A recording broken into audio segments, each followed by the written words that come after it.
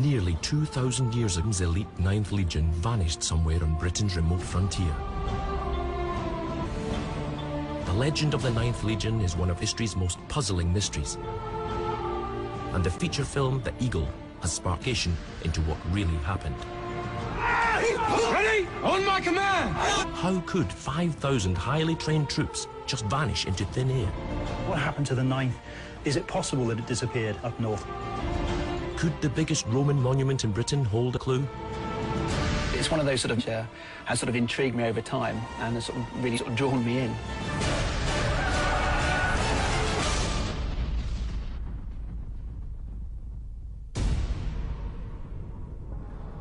We know for certain the 9th Legion vanished from historical records in around AD 117. The story of its disappearance was modern times by Rosemary Sutcliffe's classic 1954 novel, The Eagle of the 9th, and that the feature film The Eagle is based. Our new commander, Marcus Aquila. 4th Cohort of Gaul, 2nd Legion. Follows fictional Roman officer Marcus Aquila, who goes north in search of his father's missing legion, a priceless symbol of honor and valor, their lost eagle standard.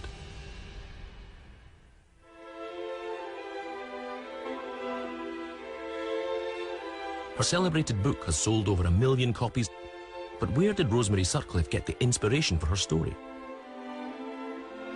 When she was very young, she had still spent many years in and out of hospital as a youngster, in the 20s. Many years as a young left on her own, lying in bed in hospital or in her own bedroom at home, however loving her wonderful parents were, I suspect was a great spur to her, and she invented whole worlds for herself, I suspect.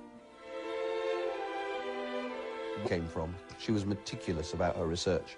She also had a network of informants. She'd have an archaeologist here and an expert in Roman military tech. So she evolved what we'd now call a network, but she had a whole range of people she'd talk to and ask, point her in the right direction.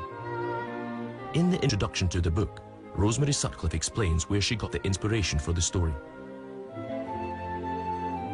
There was dug up under the green fields which now cover the pavements of Calatum, a wingless Roman eagle.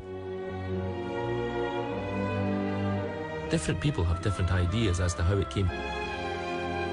But no one knows, just as no one knows, what happened after it marched into the northern mists. Rosemary Sutcliffe had woven a fictional story out of the known disappearance of the 9th Legion, discovery of a Roman eagle. But Dr. Miles Russell has been re-examining the mystery of the 9th Legion. The story of the 9th Legion is one of those really emotive stories that really captures the public imagination. But it's also one of those stories which, as sort of said, there is nothing to say. There is no story. The 9th didn't disappear in Britain. It wasn't annihilated. It was simply transferred somewhere else. So the conflict between what we get in the public imagination and the academic story. We know for certain that the 9th's last recorded posting was in Britain. Is it possible that a Roman eagle found in 1866, the one Rosemary Sutcliffe refers to in her introduction, could offer clues to help history? This is Silchester. This is the Roman town of Caliva Atrebatum, and it's very difficult when you're looking out across these open fields now. This was one of the busiest and most thriving towns in Roman Britain. All the houses and shops and everything just left with open fields. But to some extent, that's been a boon for archaeologists, because over the last 300 years or so, many antiquarians are digging here trying to find the complete plan of the town. And it was just behind me over there in the near distance. The Reverend Joyce in 1866, while his team were excavating in the southern end of the basilica, which is the major market part of the town, found the and to him the only thing it could be was the standard of a legion, and the only legion that's in Britain at that time was the 9th.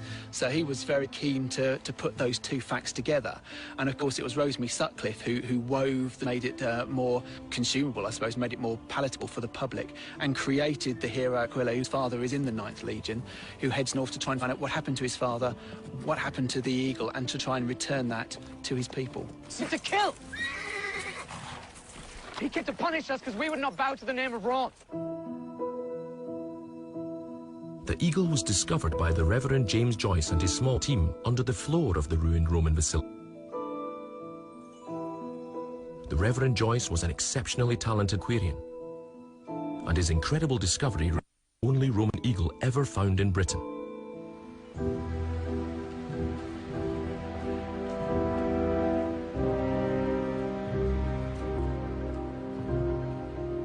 We're here at Reading Museum to see the Silchester eagle, because that's where the whole sort of modern story, Eagle of the Night, began. This is the object that Rosemary Sutcliffe based her story upon. So I've never actually, I got an opportunity to look at it and to understand whether or not it could be a military standard. Hello, Miles. Hello. Museum. Thank you. Come on through to the Silchester Gallery. Here's the beautiful creature you've come to see. Fantastic. That's amazing. Isn't he gorgeous? He's absolutely beautiful.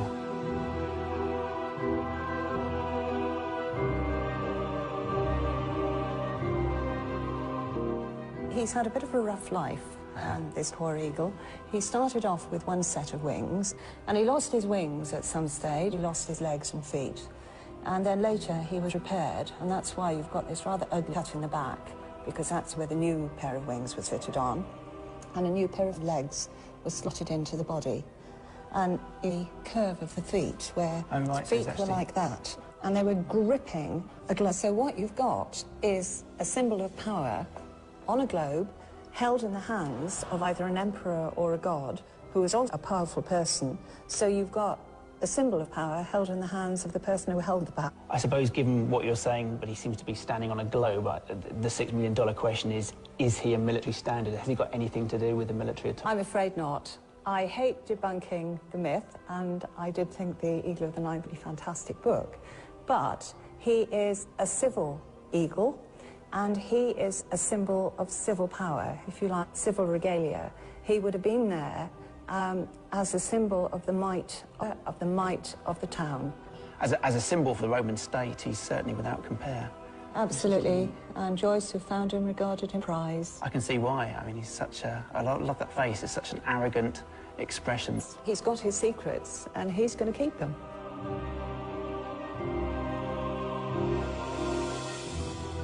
Reverend Joyce realised the significance of his find. But why was the symbol of the eagle so important? Rome was a deeply, deeply religious society. The supreme god was Jupiter. Jupiter is traditionally as an eagle, and the loss of it is felt as a psychological shock. Whether a part of civic regalia or of a military standard, the eagle was a vital part of Rome. But does the Silchester eagle get us any closer to the mystery of the 9th Legion? I think the trouble with the eagle as found at Silchester was that if you found it in any other context, if you'd found it in Northern Scotland, then most people would agree it's a military standard, it's something that's been lost in pain, or it's been taken as a trophy. So we don't really know where it has come from. We know it's ended up in Silchester, but we don't know where it originated. So although we can never prove it was a military standard, there's still the tantalising possibility. To find out what happened to the 9th Legion, you have to understand Roman military. The investigation had to establish where, why, and how defeated, and who was responsible.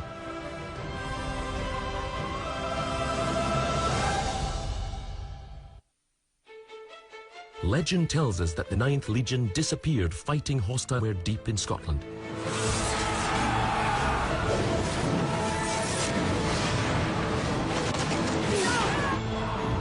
The famous story retold in the film The Eagle has tantalised generations, defeated experts for over 50 years. Who has the eagle? He knows. So what do we at the 9th Legion? We have very, very little hard information. Historical sources and bits and pieces of archaeological evidence that form bits of a jigsaw puzzle where most of the pieces are missing. From the 80s, historians have tried to say, well, what happened? Was it destroyed in Britain? Is there some great cataclysmic event that would have wiped them off the face of the earth? They weren't invincible, and that's the mystery here. That's the reason we like to follow this story so closely. Is there or historical evidence to show where exactly the 9th Legion disappeared?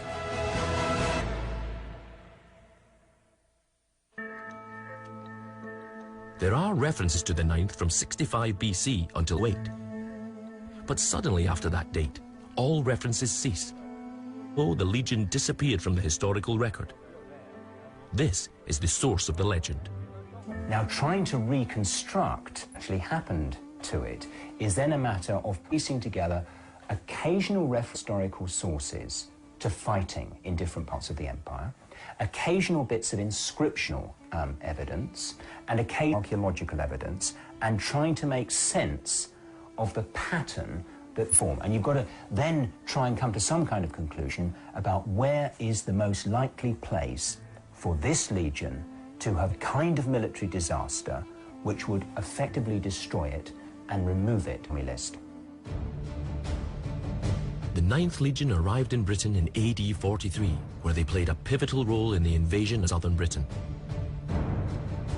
At the time, they are one of the premier units, and Britain is the sort of proving ground for units. It's one of the hardest fought provinces of the empire. It's never totally pacified. If you want to make something of yourself as an officer, then it's to Britain that you need to go. It's one of those sort of great sort of areas which is almost constantly in conflict, and the 9th are part of that. The 9th Legion was one of Rome's crack units because initially in AD 43 they sent 4 top legions in army, and the 9th was one of them.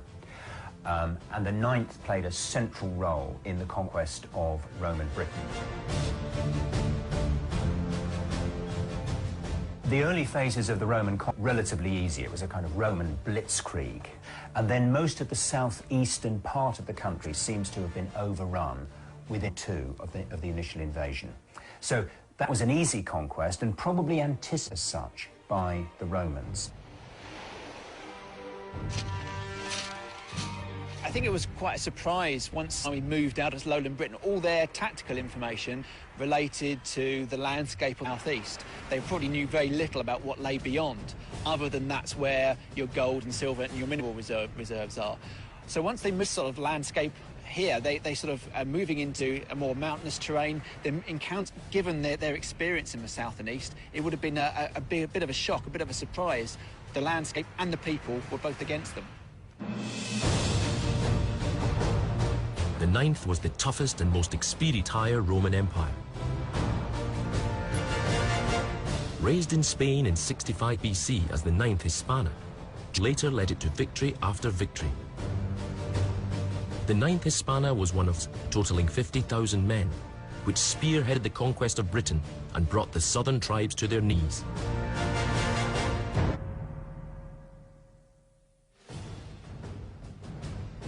Then was made up of over 5,000 elite heavy infantry soldiers, supported by several thousand auxiliary troops. Rule of Emperor Claudius, the Roman legions in Britain unleashed the shock and awe of their military and quickly conquered southern England to establish the new province of Britannia. The big question was, once they got stopped, do we want to take on the entire island of 90,000 square miles, or do we just want to hang on down in the bottom?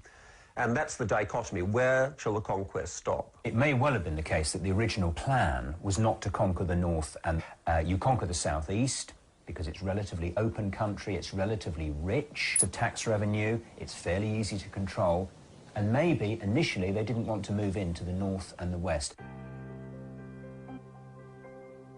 The new province of Britannia stretched from Exeter in the south right to northeast. It was here, from its legionary base in Lincoln, that the 9th Legion was charged with holding the frontier. The initial invasion actually proceeded quite easily, and of course, as the geography gets more challenging as well. Forget, Wales was fairly kind of mountainous, difficult campaigning. Same is true as you go further north. So they sort of went over the lowlands quite easily. You've got to, once you start creating the province and you've got a frontier to protect, then you're going to do this. So the further they extended, the more difficult the campaigns became. Hostile tribes in the unconquered areas challenged Roman supremacy. Fierce insurgents used to submit to Roman rule. The 9th and Rome's other legions were faced with a slow, messy guerrilla war. Roman troops move into Wales, and of course they want to move into Wales because it's rich in gold. So, speaking metalwork, that's the kind of areas they want to get into to extract tin, gold, and make Britain profitable. But it's exactly the same kind of landscape Rome not good at fighting in. It's mountainous, it's very sort of hard rock geologies, you've got very dispersions. To protect its newly conquered territory in the south, Rome had to establish an alliance with the largest and full tribe in Britain, the Brigantes. This provided a buffer zone, a pup protecting Rome's interests while it settled matters in Wales. Well-established Roman practice of creating what we sometimes call client kingdoms, where the small kingdom, the Roman frontier, is ruled by somebody who is pro-Roman, who is sympathetic to the Romans, who is subsidised by the Romans, who is essentially doing the Romans' bidding and can be trusted to control their own and to act as a kind of buffer against unconquered tribes beyond. However, Rome's political strategy outside the southern heartland failed to capture hearts and minds and started to unravel. This had serious consequences for the 9th Legion. In southern England, those tribes wanted to be Roman, and their people and their leaders were copying Roman life, building more sort of Roman structures. In the north, in northern England, that isn't happening at all. So if you want to assimilate those people, you've got to change their mindset. You've got to make them want to be Roman. And I think that's the big difficulty for Rome. It never quite. Northern England is always a frontier province. It's always militarised. And the local population see the incentive to become Roman.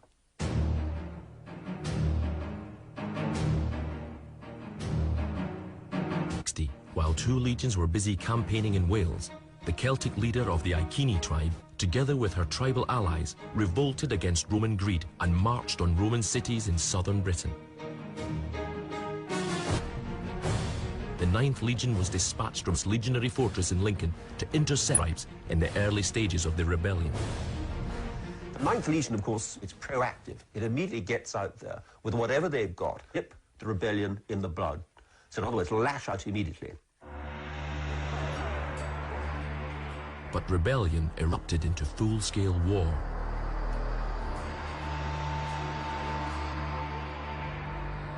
The 9th Legion was heavily outnumbered by Boudicca's forces, severely mauled, losing thousands of troops.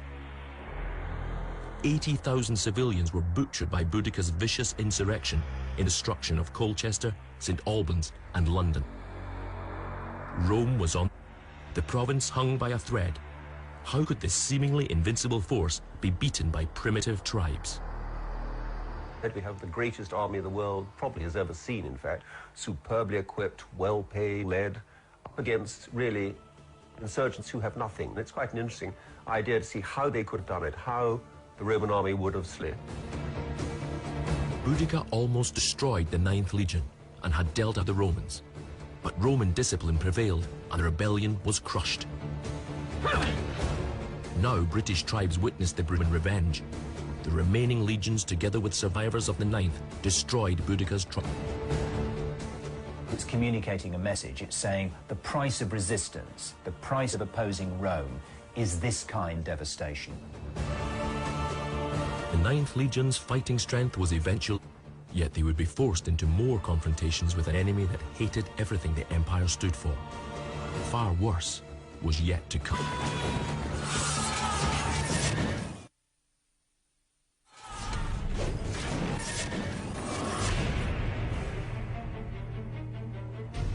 As depicted in Rosemary Sutcliffe's and the feature film The Eagle, the answer to the mystery of the disappearance of the 9th Legion lies in the lands of northern Britain. After the disaster of Boudicca's rebellion, the Roman master plan for Britain was let.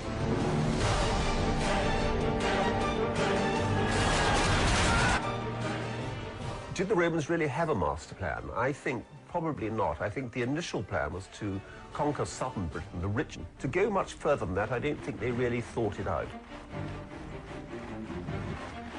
In AD 57, the client kingdom of Brigantia, Rome's puppet state, became unstable. The protected by the Brigantes tribe had started to disintegrate. The problem with puppet client kingdoms is that you tend to get an internal, nationalist, as it were, opposition to a government which is seen as king with the imperial superpower. And that kind of tension is there, right? The tribal kingdom of Brigantia. North Britain didn't have many attractions, I don't think, for them, particularly commercially, or at least what could they steal, pay. It must have come as a terrible shock to them to find there was no gold in the Pennines and none in the, all the rest of it. But, and we do know that they do tend to whinge rather about the climate and the boggy ground and the fact that it was so poor. That they wanted to really avoid contact with that, but for strategic reasons, to defend what they... Eventually, of course, they are forced to go north. Troops from the 9th Legion went in and reinstated the pro-Roman leader of the brigade, Queen Cartimandua. It was a bad omen. In AD, the Brigantian problem returned. Civil war ignited and anti-Roman rebels attacked Queen Cartimadua's royal capital in Yorkshire. Had to take action. Brigantia becomes ruled by an anti-Roman nationalist regime.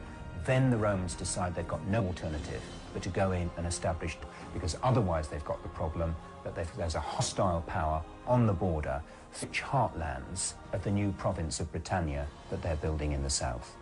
You say the eagle's been seen in the far north.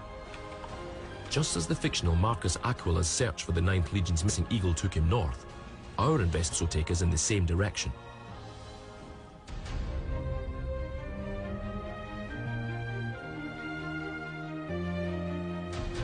Clues to the mystery of the 9th started to emerge from its legionary fortress.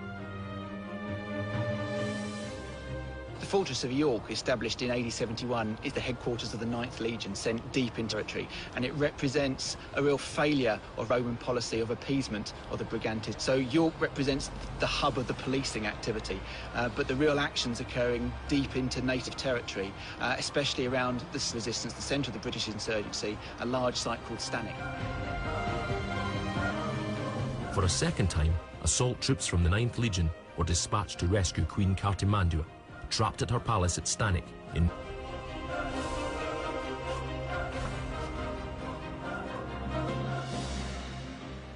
This is the major centre of the political heart of the Brigantes. This would have been the key target when into this area. So this should have been attacked. And indeed, excavations here in the 1950s of burning, which they assumed was part of that attack. So if that is the case, we can imagine legionaries trying to storm up these particular ramparts above their heads. The defenders putting in a particularly fierce resistance, trying to keep them away. Got in, they take no prisoners, no mercy, completely eradicate the site, destroy it, and plough it over. And that's probably what has happened here. The conflict forced Rome to kickstart a fresh surge north, tackle the British problem once and for all. The total conquest of Britain was now on the agenda. Two massive columns, the 9th and 20th Legions, bulldozed tribes in lowland Scotland and pushed north to subdue the Highland tribes, but it very nearly ended in disaster. For the second time in its history, the unlucky 9th Legion was almost wiped out in the Macedonian warriors. But the attack was repelled by Roman reinforcements just in the nick of time. This is of tough fighters, but tough fighters who've suffered reverses in the campaigning in Britain. I'm sure the ancient mind would have seen it in this way. Possibly these were portents of something terrible that was going to happen to the Legion in the far north. The following massive Roman offensive made 30,000 Caledonians in fight. The legions killed 10,000 enemy hostiles at the infamous Battle of Mons Graupius in AD 83 with minimal Roman. The secret of Roman military success was down to superior training and tactics.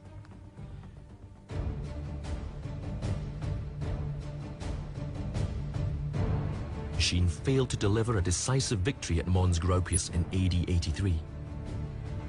20,000 warriors escaped and vanished into the glens and forests.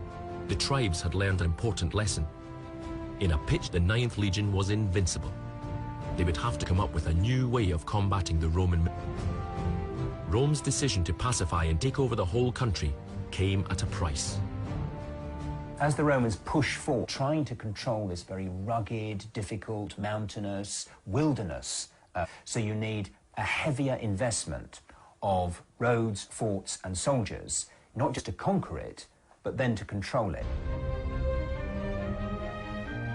One such fortified military road, which ran for over 40 miles from Carlisle in the west to Corbridge in the east. Following the battle at Mons Graupius, the 9th Legion retreated to the Staingate Road to protect the frontier. There are a number of forts spaced along there, it's at 7 or 8 mile intervals, whatever, probably communicating with each other by signal towers or whatever. But really, it's just sit and wait thing. We've got the best bit of Britain. Are we going to be ordered? Let's just sit and see what happens. The 9th Legion now controlled the north. Operating from its command centre in York, this was the last known posting of the before it disappeared. Andrew, hello. Hi, Miles. Welcome to the Yorkshire Museum. I think you've got some interesting evidence of the 9th Legion to show me. We certainly do, just over here. Ah, fantastic. Oh, wow, that's quite an impressive slab of masonry. It is. It's metres high up on our wall, and it's probably one of the finest pieces of imperial letter cutting in England. And that's actually specific to the 9th, is it? This is actually found in York? Absolutely. It's found in King's Square, which is just outside of the museum. And if you look at the last line, it says V-I-I-I-I. It's a bit of a mouthful, rather than perhaps what you normally see, which is I-X, but that is the 9th Legion. So can we actually tie that down to a particular date? Absolutely. If you look just above that, it says Tribunicatis and then XII. It's the 12th time that Trajan, the emperor, who's formerly recorded lines, is declared tribune of the people. It gives us a very specific date of around 107, 108 AD. Excellent. So have we got any other evidence for the 9th? Not really at all. This actually is the last datable evidence of that legion existing. From its command centre in York, the 9th Legion policed the frontier military zone and movements over a vast tribal territory. The 9ths are quickly deployed in the event of an attack from the tribes north of the frontier. But for now, they are just playing a waiting game. It looks as if they're on the defensive. They've actually stopped going forward, and one of the things the Legion is good at doing is, in fact, going forward. It's not particularly well designed for standing around doing nothing. It wants to get at the jugular of somebody. Very frustrating. By about AD 100, Roman folk attacked the Staingate defensive road and drove a wedge between tribal communities either side of the frontier. Foreign, bullying soldiers, demanding to know where you're going and who is it you're going to see and what's in your cart. And no, I don't think we're going to let you go through. And you can see how easily that tension could build up and reach an explosion point. At the Great North Museum in Newcastle, experts have been studying the vast quantity of archaeological material that has been discovered in this military zone. The signs are that Rome's relationship with the northern tribe of constant conflict. The Romans had this idea that if you were from within the Roman Empire, not necessarily from Italy or Rome itself, but if you came from Empire, you were one of us. If you came from outside the Roman Empire, you were not one of us, or had to be treated as a barbarian.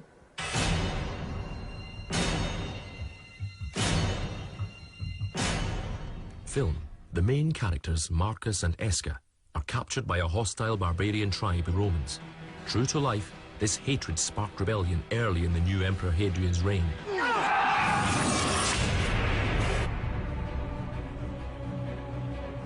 Now, if you do face revolt, what you're almost certainly going to have to do is to call on your strategic reserves from further south, and a field army will come up to deal, possibly mounting a punitive expedition where you go in and you impose fire and sword, which means you kill all living things you come across and you burn that you can, and you basically communicate the message: this is the price you pay for resisting the Roman Empire. Archaeologists have found a large number of Roman funeral monuments, chivalry killing British insurgents. Roman historians revealed that early in Emperor Hadrian's reign, what great numbers of soldiers were killed by the Jews, what great numbers by the British. Serious legionary casualties. So here did the 9th re-enter the battlefield.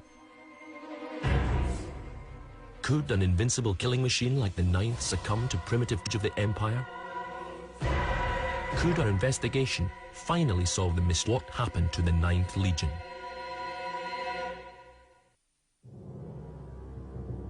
The feature film The Eagle has interest in the mystery of Rome's lost 9th Legion.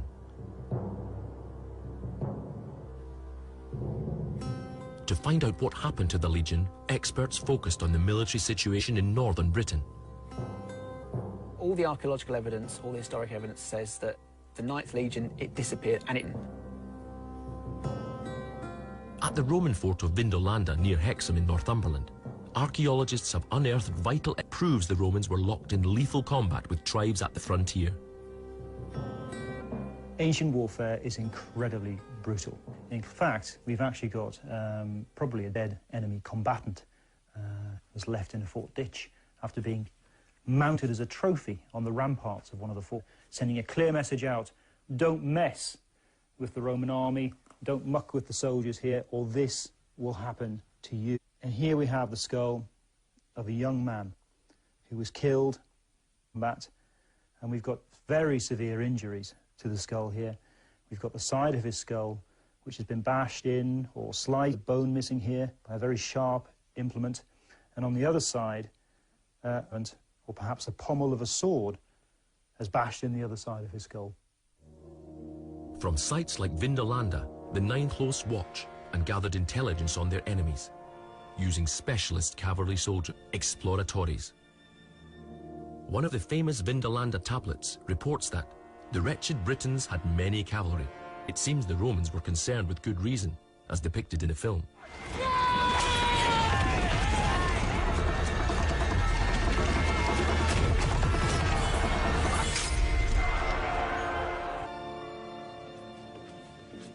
One of the most compelling clues for what happened to the unique discovery, the tombstone of a centurion by the name of Titus Annius, stationed at Vindolanda. The tombstone is in command of a unit serving alongside the 9th Legion, and he died in a war against.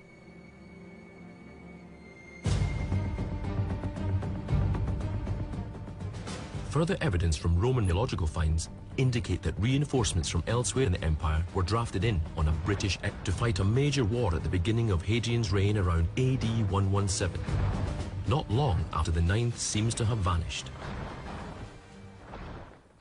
There's an inscription in Italy that says that 3 Roman soldiers were sent to Britain from Germany and Spain. Another fragment we've got is the knowledge we have. Hadrian, when he pitches up in Britain in 121 or 122, he brings with him the 6th Legion, and the 6th Legion is then stationed in Britain. Now, those 2 bits of evidence put together strongly, there have been serious legionary losses in Britain that are having to be made. And this, of course, is at the time when the 9th Legion seems to disappear. Again, one would think, well, why is he bringing a new legion? Is the situation so serious, establishment has to be raised, or is it to make up for previous losses? I think it's more like the previous losses. So we're looking at the Roman army in that period losing perhaps 9,000 or 10,000 men, and these being replaced by a new legion of 5 plus a further 3,000. It is without doubt that the signal at the beginning of Hadrian's reign, serious enough in fact for the new emperor to have to come in person to the frontier. This place the Emperor Hadrian wanted to be was in the rain and the fog swamps of North Britain. We have to assume that if the emperor is deciding to visit this godforsaken part of the, it's because he needs to be there because there's some kind of military emergency which he has to address. By the time Hadrian arrived at the northern frontier, the 9th had already disappeared. This elite legion fall prey to lesser-equipped tribal insurgents. The Roman army was a high-tech army. It was an army which depended on armour, on supplies, on plenty of equipment. It was extremely powerful in open-pitched battle. What was more difficult for the Roman army was asymmetric warfare, where the Romans are facing dispersed guerrillas who are fighting as skirmishers, who are ambushing, are lightly equipped so they can scatter when the Romans try and organise a charge, can maintain that kind of skirmishing battle, perhaps running over hours and perhaps running over days, and gradually wearing powerful Roman force that can never really properly get to grips with them, especially if the action takes place in difficult terrain, in hilly terrain or swampy terrain or wooded terrain. You have a great lion, like a giant elephant, trying to chase ants across the battlefield. It just cannot get hold of them. Remember the ground like the back of their hands. They know everywhere to hide. Their skills are probably much greater at yours at using the terrain. And so you are exhausting round after the man.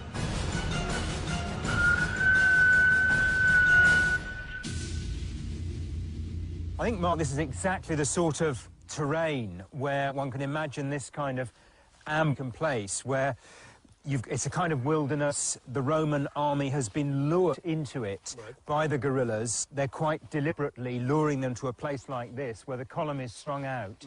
And then on all sides, they'd be able to attack at different points in the line, and it would be chaos, wouldn't it? Yes, we've got to remember, you see, that the Romans are going to be sprung out for at least a mile, maybe a mile and a half back here. Who's ever in command of this can only really command seas. So he's going to try getting messages back and forth is absolutely impossible. From the enemy, what to do is look at this long sausage and just slice it precisely where they want to, cut it off, isolate it from the rest of it, and frankly, it's an absolutely impossible city. You'll be worn down fairly quickly and piecemeal sliced up, assuming that there are enough numbers against you. But it's a command nightmare. And these guys don't have to do it quickly, do they? No. Because, I mean, if the Romans concert a charge, they can just scarper, yeah, and then come back. Exactly. So you're just fighting shadows, and you're just exhausting yourself. Yeah.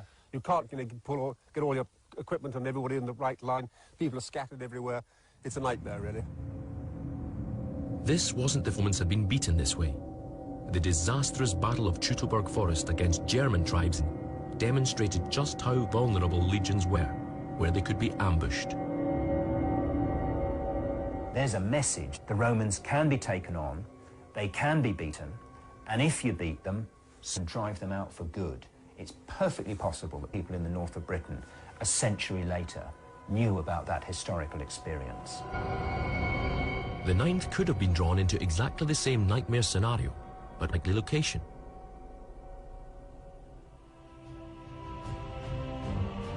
Possibly the best clue is to be found at the impressive monumental frontier in the entire Roman Empire, Hadrian's Wall.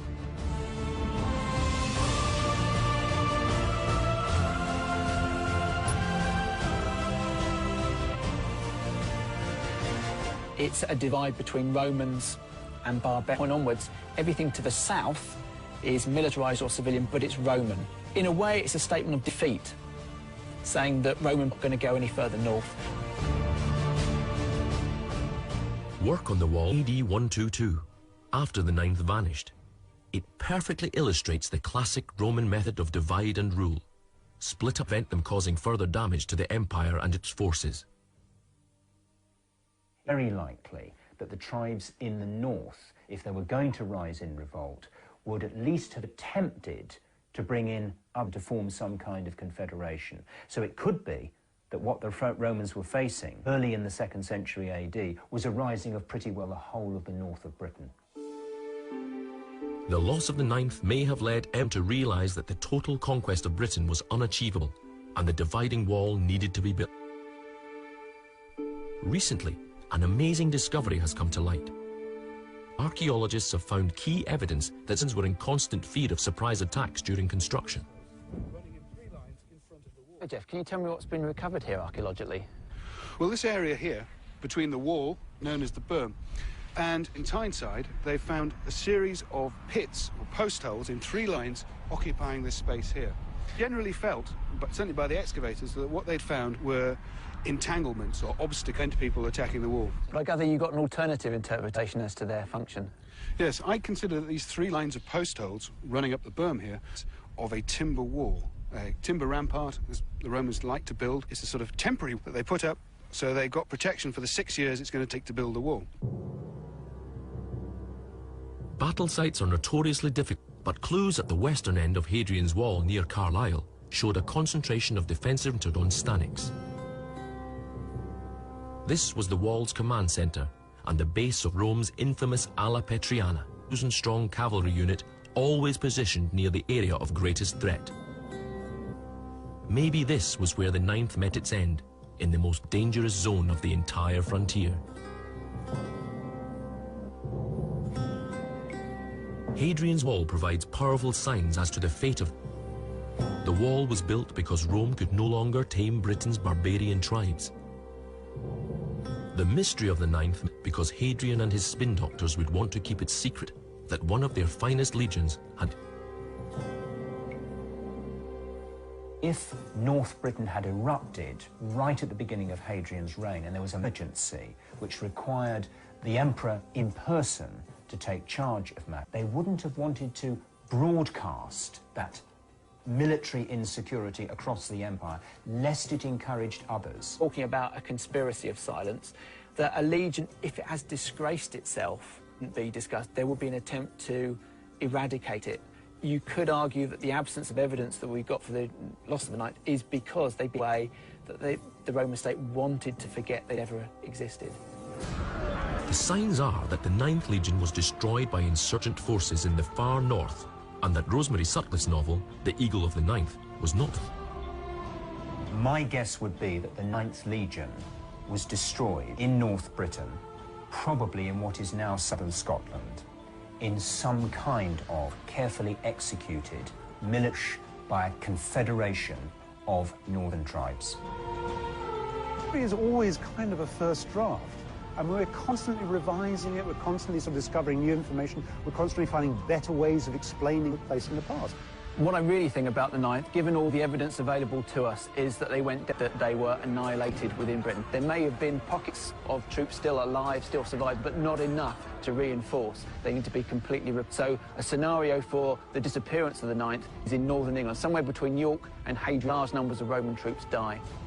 If we're very, very lucky, one day at a place like Vindolanda, we may find a document, a letter, anything which will actually give us the hard information we need about exactly what happened with the mystery of the 9th.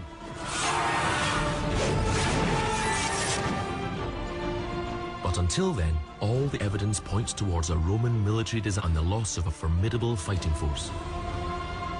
Rome's lost legion, the 9th.